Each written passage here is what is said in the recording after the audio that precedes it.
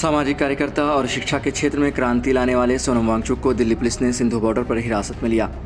उनके साथ करीब 130 कार्यकर्ताओं को भी हिरासत में लिया गया है, जो लद्दाख के लिए संवैधानिक अधिकारों और पर्यावरण संरक्षण की मांग को लेकर दिल्ली में प्रदर्शन करने जा रहे थे।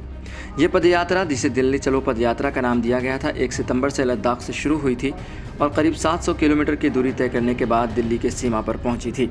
लेकिन जैसे ही यात्रा दिल्ली के भीतर प्रवेश करने वाली थी, पुलिस ने उन्हें रोककर हिरासत में ले लिया। सोनम वांगचुक और उनके साथियों की यह पदयात्रा लद्दाख को पूर्ण राज्य का दर्जा दिलाने और इसे संविधान की 6ठी अनुसूची में शामिल करने के लिए थी। लद्दाख के लोग लंबे समय से इस मांग को लेकर संघर्ष कर रहे हैं। वे चाहते हैं कि लद्दाख के लोगों के सांस्कृतिक, पारिस्थितिक और सामाजिक अधिकारों की रक्षा हो, जो वर्तमान में खतरे में है। लद्दाख, जो कि एक पर्यावरणीय रूप से संवेदनशील क्षेत्र है, वहाँ की परिस्थितिक प्रभाव पड़ रहा है और इसके अलावा उनके संवैधानिक अधिकारों का भी उल्लंघन हो रहा है। इसी को लेकर सोनम वांगचुक ने यह पदयात्रा शुरू की थी, जो हिमाचल प्रदेश के लाहौल, स्पीति, मनाली, कुल्लू, मंडी और चंडीगढ़ होते हुए दिल्ली की ओर बढ़ रही थी। जैसे ही वांगचुक और उनके साथी दिल्ली सीमा पर पहुंचे, पुलिस ने उन्हें रोककर हिरासत में ले लिया। दिल्ली पुलिस ने कानून व्यवस्था बनाए रखने के लिए कदम उठाया है, जिसमें उन्होंने धारा 144 के तहत दिल्ली के कुछ क्षेत्रों में 5 या उससे अधिक लोगों के इकट्ठा होने पर रोक लगा दी थी। पुलिस ने वांगचुक और अन्य प्रदर्शनकारियों को दिल्ली के नरेला औद्योगिक क्षेत्र पुलिस स्टेशन में ले जाया। इसके साथ ही दिल्ली पुलिस ने कई जगहों पर भारी पुलिस बल तैनात भी किया, ताकि किसी तरह के प्रदर्शन को रोका जा सके। हिरासत में लिए जाने से पहले सोनम वांगचुक ने एक्स पर एक वीडियो पोस्ट किया। वीडियो में उन्होंने बताया कि हरियाणा और दिल्ली पुलिस की गाड़ियां उन्हें दिल्ली की ओर ले जा रही थी, लेकिन जैसा महसूस हो रहा था वह किसी सम्मान के रूप में नहीं, बल्कि एक तरह की गिरफ्तारी थी। उनके अनुसार दिल्ली बॉर्डर पर 1000 पुलिसकर्मी तैनात किए गए थे और उनकी बस में भी पुलिसकर्मी मौजूद थे।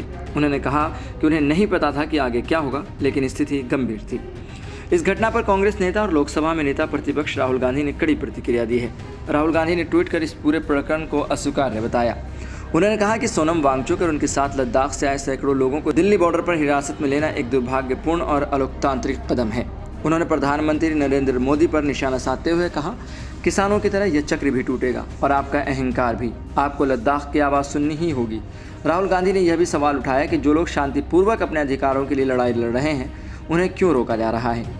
लद्दाख एक ऐसा क्षेत्र है जो संवेदनशील जलवायु परिस्थितियों से जूझ रहा है। यहाँ की पर्यावरणीय चुनौतियाँ काफ़ी बड़ी हैं और इनका समाधान केवल स्थानीय समुदाय की भागीदारी के साथ हो सकता है। लेकिन स्थानीय लोगों को लगता है कि उनके अधिकारों की अनदेखी की जा रही है। लद्दाख के लोगों की मांग है कि उन्हें संविधान की 6ठी अनुसूची में शामिल किया जाए, ताकि उनकी सांस्कृतिक, सामाजिक और पारिस्थितिक धरोहर की रक्षा की जा सके। सोनम वांगचुक का मानना है कि अगर लद्दाख को 6ठी अनुसूची का दर्जा मिल जाता है, तो वहाँ के संसाधनों और पर्यावरण की रक्षा हो सकेगी। साथ ही यह क्षेत्र एक संवेदनशील परिस्थितिक तंत्र होने के कारण यहाँ के लोगों के निर्णय लेने का अधिकार मिल सकेगा कि वहाँ किस प्रकार का विकास होना चाहिए और किस प्रकार नहीं। वहीं दिल्ली पुलिस का कहना है कि उन्होंने यह कदम कानून व्यवस्था बनाए रखने के लिए उठाया है। दिल्ली पुलिस ने राजधानी में किसी भी बड़े प्रदर्शन को रोकने के लिए धारा 144 लागू की थी, जिसके तहत एक स्थान पर 5 से अधिक लोगों के इकट्ठा होने पर रोक लगा दिया गया था। वहीं अगर सोनम वांगचुक की बात करें तो सोनम वांगचुक और उनके साथ लद्दाख से आए अन्य कार्यकर्ताओं का कहना है कि यह लड़ाई कहीं खत्म नहीं होगी।